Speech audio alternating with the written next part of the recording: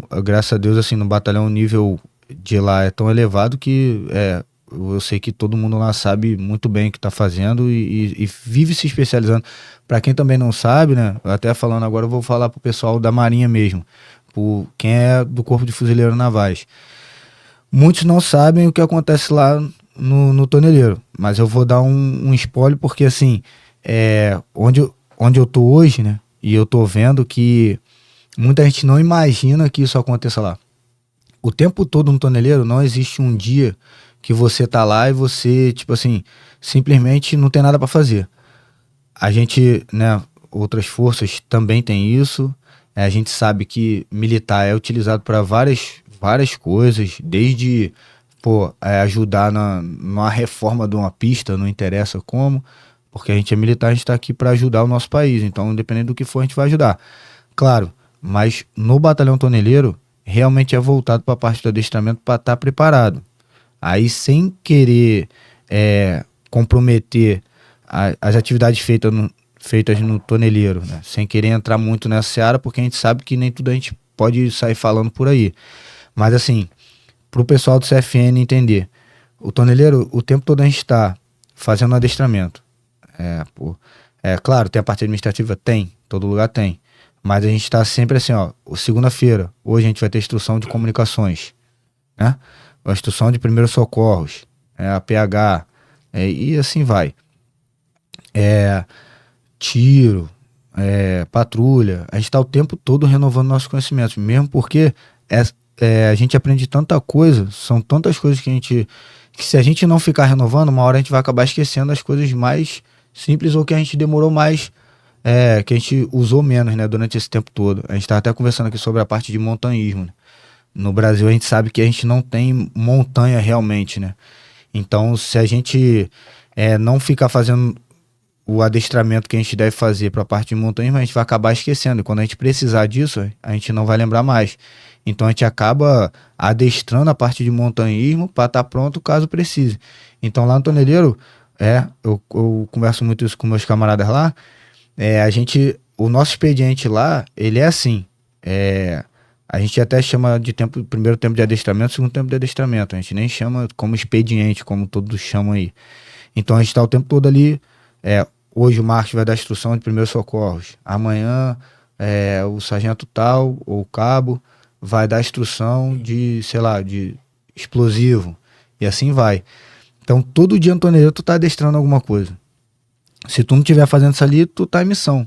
Então uma das coisas que eu achava muito interessante no toneleiro era a parte de estudo de casos, né? A gente pega acontecimentos no mundo, no âmbito mundial mesmo, situações do que está acontecendo hoje. A gente tem milhões de situações aí porque estão acontecendo combates, né, no Oriente Médio e na Ásia.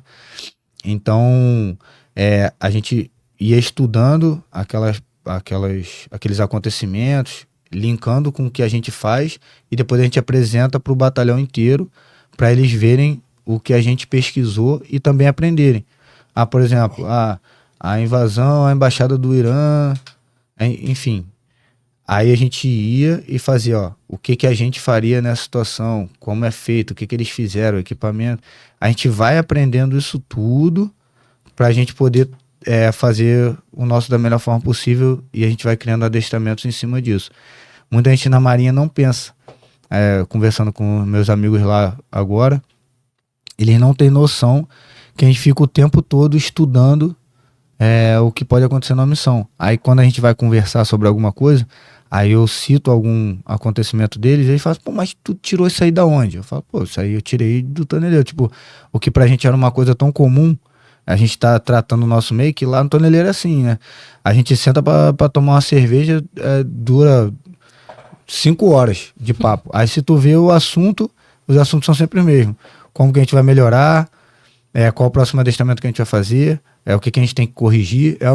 A gente fica o dia todo lá falando isso aí. A gente fala assim, caraca, cara, a gente fica um dia inteiro falando de como que a gente vai melhorar. Como que a gente vai melhorar a Marinha, como a gente vai melhorar o Batalhão Toneleiro. Isso aí realmente a gente não vê em qualquer lugar, né? Então, isso aí eu acho uma das coisas que eu achava muito maneiro mesmo no toneleiro, era isso. Então, depois do curso de mergulho, 2012, aí realmente foi um ano só para operar ali, né? E consolidar tudo que eu tinha aprendido e fazendo as coisas que eu tinha aprendido. Não que eu não quisesse fazer outros cursos, né? Igual a tua pergunta. Claro, eu tinha outras coisas em mente, mas assim, tem momentos ali que o próprio batalhão, né, vai conduzindo a gente ali, dentro do interesse do próprio batalhão da Marinha, as coisas que a gente vai fazer. Aí em 2012 foi um ano de realmente de ficar operando e tudo mais. E em 2013, né, eu já estava com uma certa previsão ali de ir para viagem de ouro, né? Que quem não sabe aí é a viagem de instrução dos guardas marinha. O oficial quando está se formando na Marinha do Brasil, eles vão fazer instruções na parte de navegação, realmente. Então a navegação de oceano, eles vão pilotar, vão navegar, da maneira que o pessoal quiser tratar aí, mas vão conduzir, vão comandar navios, né, de guerra e vão atravessar o oceano. Então, eles têm que ter essa experiência. Então, nessa viagem é utilizada para isso. Também é para manter relações diplomáticas com alguns países. Então, para quem também não sabe, né, todo navio, ele é um território daquele país. Então, o navio do Brasil, da Marinha do Brasil, ele é um território brasileiro. Então, se a gente tá, sei lá, na Alemanha, o, aquele navio ali é um pedaço do Brasil. Então não é assim, se o camarada quiser entrar no navio, ele tem que ter uma certa permissão, acertos talvez até mesmo diplomáticos.